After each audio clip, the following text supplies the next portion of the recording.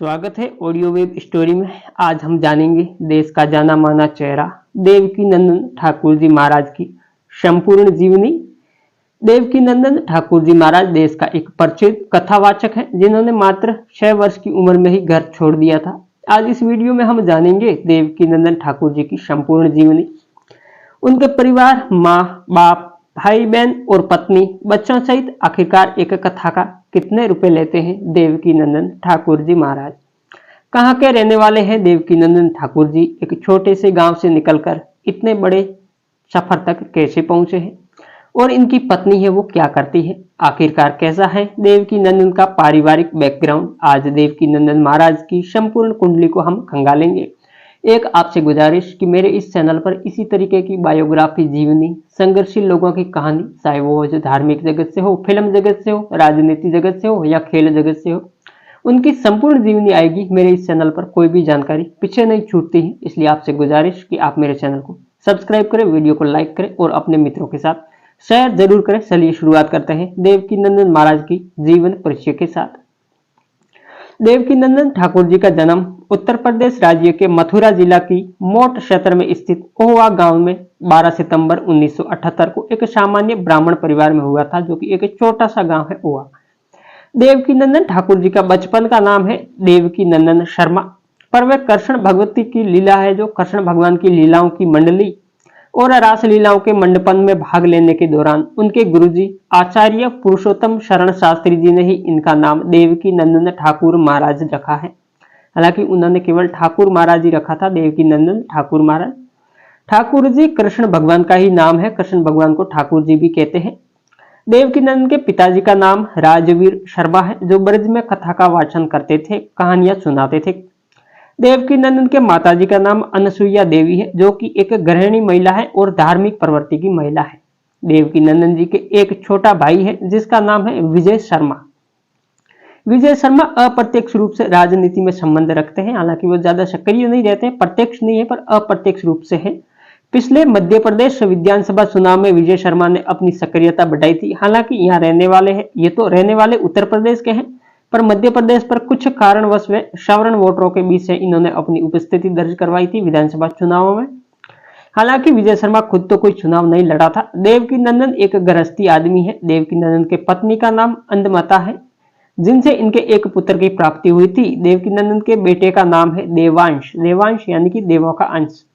हालांकि देवकीनंदन ने एक कथा के दौरान कहा था कि मेरे भी 4 संतान है। ये बात इन्होंने हिंदुओं के 5 बच्चा पैदा करने के लिए कही थी। ये उसी दौरान की बात है जब एक कथा के दौरान कहा था कि अल्पसंख्यकों की संख्या बढ़ रही है, वो 12-12, 8-8 बच्चे पैदा कर रहे थे। हिंदुओं को भी अभी 2 नहीं 4-5 बच्चे पैदा करना चाहिए। और ये शब्द देवकीनंदन महाराज के हैं, मेरे नहीं है। चलिए अब जान लेते हैं देवकीनंदन ठाकुर जी की पढ़ाई के बारे में। तो देवकीनंदन ने अपनी प्राथमिक पढ़ाई अपने गांव से ही की थी, पर ब्रज की जमीन पर हर मुख से कृष्ण भगवान राम सहित हर धार्मिक कथा और कहानियों का गली गली में श्रवण यानी कि सुनने को मिलती है। गली गली में ये कहानियां गुंजित होती हैं। साथ ही देवकीनंदन के माता पिता भी ब्रज के रच में मुग्ध थे, क्योंकि ब्रज एक अलग तरह की भूमि है। वहां पर आप जाएंगे तो आप है जो मंत्र मुग्ध हो जाएंगे। तो देवकीनंदन के घर में भी है जो देवकीनंदन ठाकुर जी को यही कहानियां कथा सुनने को मिलती थी। इसी ब्रज संस्कृति में रचे देवकीनंदन ने कृष्ण कथाओं और रासलीलाओं की कहानियों से प्रेरित होकर मात्र 6 साल की उम्र में ही घर छोड़कर वृंदावन आ गए थे और वृंदावन में आकर ब्रज की रासलीलाओं की संस्था में भाग लेना शुरू किया। और वृंदावन में ही रहकर देवकीनंदन ठाकुर जी ने अंग्रेजी विषय में ग्रेजुएशन किया।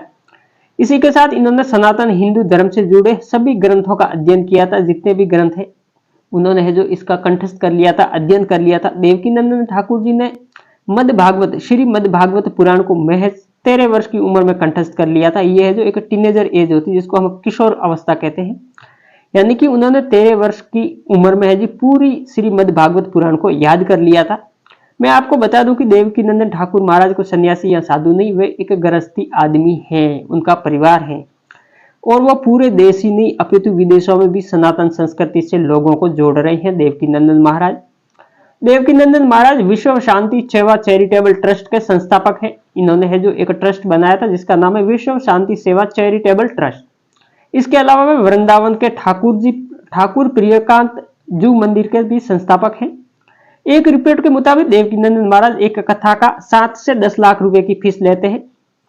ये कथा जो 5 दिवसीय या 7 दिवसीय होती है, हालांकि ये राशि एक अनुमान है, कुछ हद तक कम ज्यादा भी हो सकती है, क्योंकि इस राशि के अंदर बहुत सारी चीजें शामिल हैं।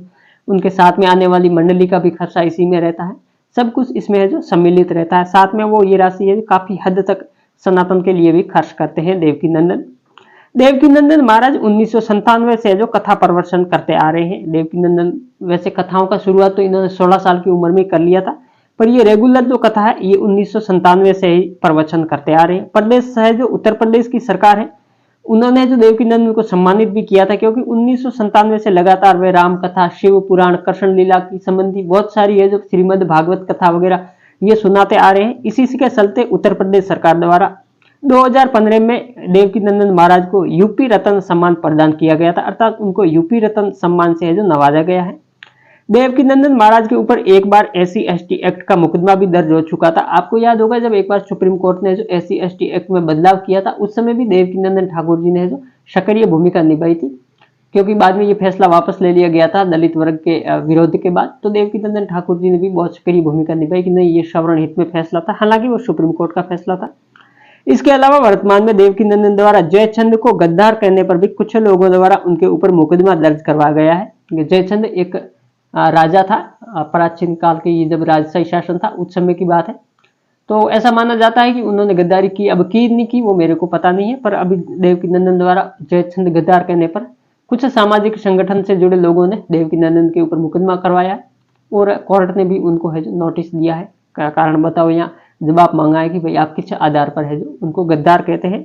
तो उनके ऊपर अभी भी FIR दर्ज हो चुकी है, उनको नोटिस भी मिल चुका है। देवकीनंदन अपनी कथा के दौरान कृष्ण भक्ति में इतने लीन हो जाते हैं कि उनका चेहरा एक देव रूपी दिखने लगता है। वो जब कथा करते हैं या कथा के साथ गायन करते हैं, उस समय आप उनके चेहरे की भाव भिन्न देखना, ऐसा लगेगा कि कोई देव रूपी व्यक्ति आपके सामने बैठा है। और उनकी कथा लोगों को इतनी पसंद आती है कि हजारों नहीं लाखों की भीड़ है जो उनकी कथाओं में उमड़ती है। तो ये थी देवकीनंदन ठाकुर जी महाराज की एक छोटी सी जीवनी। आपको ये वीडियो कैसा लगा आप कमेंट बॉक्स में अपनी राय जरूर दें, और अपने मित्रों के साथ इस वीडियो को शेयर जरूर करें। अपना फीडबैक कमेंट बॉक्स में जरूर रखें।